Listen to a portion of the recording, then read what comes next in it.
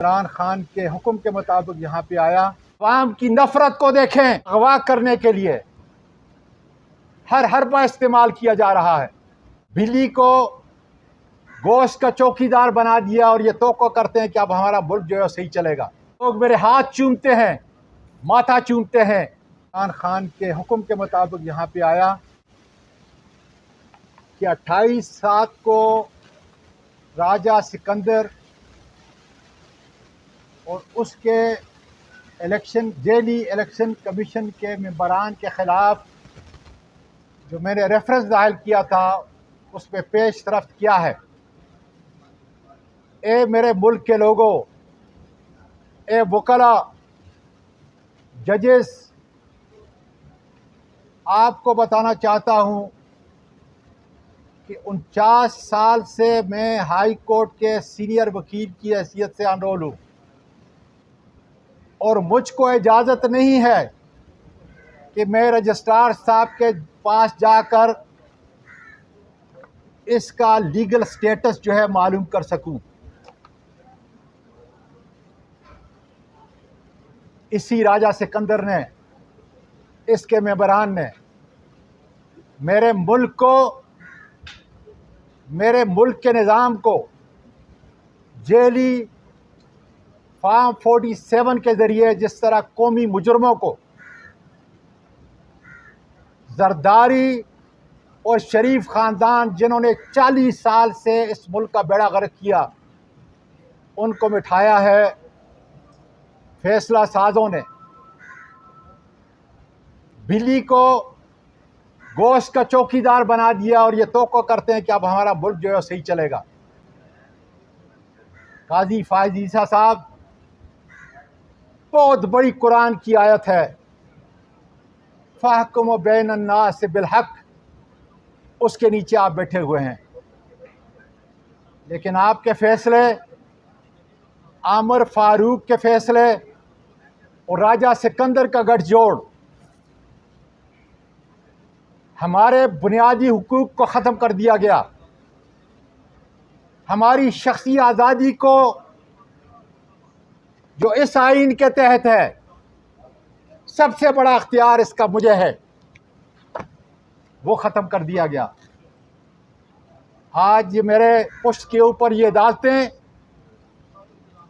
आखिरी सिस्कियाँ ले रही हैं। 4 महीने पहले आपका नोटिफिकेशन हुआ, लेकिन मंसूर अली शाह का अभी तक कोई नोटिफिकेशन नहीं हो रहा। आज जेली पार्लियामेंट के मेंबरान को अगवा करने के लिए हर हरबा इस्तेमाल किया जा रहा है कि किसी तरीके से जिस तरह जेली 47 फार्म के ज़रिए जेली हुकूमत को और कौमी मुजरमों को ऊपर बिठाया गया, इसी तरीके से 2/3 मेजॉरिटी लेकर, जेली 2/3 मेजॉरिटी लेकर इस आइन के ज़रिए जो सारे पाकिस्तान के अक़वाम का, सारी जमातों का दस्तखतों से ये कानून बना, उसको पांव तले रोध कर जजों की उम्र में ज़्यादा या कमी की जाए। बताना चाहता हूँ कि पाकिस्तान के वकला, पाकिस्तान की सियासी सोच रखने वाले इस आइन और कानून के मुहाफ़िज़ खुदा के फजल से नहीं होने देंगे। काजी साहब, खुदारा अपना किबला दुरुस्त करें, अपने फैसले इस आइन के मुताबिक करें, कानून के मुताबिक करें जिसका हल्फ आपने उठाया हुआ है। इस मुल्क के जस्टिस कार्डिनस बने, दोराब पटेल बने। कहीं ऐसा ना हो कि आपका और आमर फारूक का नाम मौलवी मुश्ताक से भी बदतर हो, जस्टिस मुनीर से भी बदतर हो, और ये होने जा रहा है। अवाम की नफरत को देखें कि आज ये छोटा शख्स आज़म सवाती जब किसी शॉपिंग सेंटर के अंदर जाता है, मसाजिद के अंदर जाता है,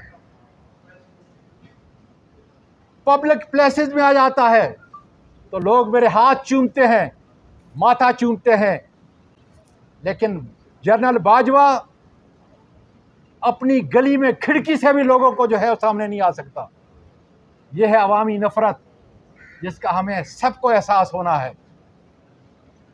इसलिए काजी फायज ईसा साहब, आपसे इस कौम की, इस आइन की, वकला बरादरी की, जजेस की बहुत बड़ी तवक्कात हैं।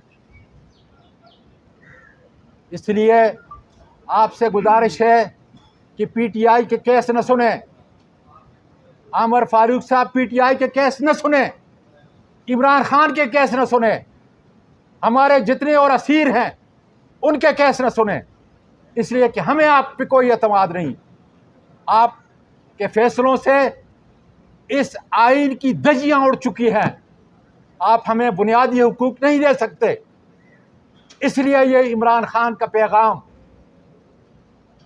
मैं आपको दे रहा हूं कि हमने पहले कहा, अब कहा, और अब इमरान खान की ज़बान में कहता हूं कि आप पर हमारा कोई एतमाद नहीं, वकला का पाकिस्तान के कोई एतमाद नहीं।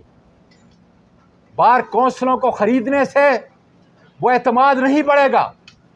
इसलिए कतन हमारा कोई फैसला आप नहीं सुनेंगे, इसलिए कि आप इंसाफ नहीं कर सकते। बहुत शुक्रिया। लेकिन जनरल बाजवा अपनी गली में खिड़की से भी लोगों को जो है सामने नहीं आ सकता।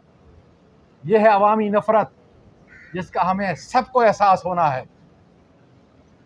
इसलिए काजी फायज ईसा साहब, आपसे इस कौम की, इस आइन की, वकला बरादरी की, जजेस की बहुत बड़ी तवक्कात हैं।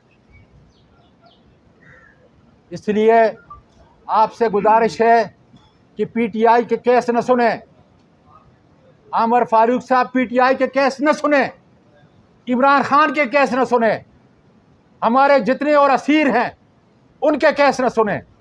इसलिए कि हमें आप पे कोई एतमाद नहीं। आपके फैसलों से इस आइन की धज्जियां उड़ चुकी हैं। आप हमें बुनियादी हुकूक नहीं दे सकते। इसलिए ये इमरान खान का पैगाम मैं आपको दे रहा हूं कि हमने पहले कहा, अब कहा, और अब इमरान खान की ज़बान में कहता हूं कि आप पर हमारा कोई एतमाद नहीं, वकला का पाकिस्तान के कोई एतमाद नहीं। बार कौंसलों को ख़रीदने से वो एतमाद नहीं बढ़ेगा। इसलिए कतन हमारा कोई फैसला आप नहीं सुनेंगे, इसलिए कि आप इंसाफ नहीं कर सकते। बहुत शुक्रिया।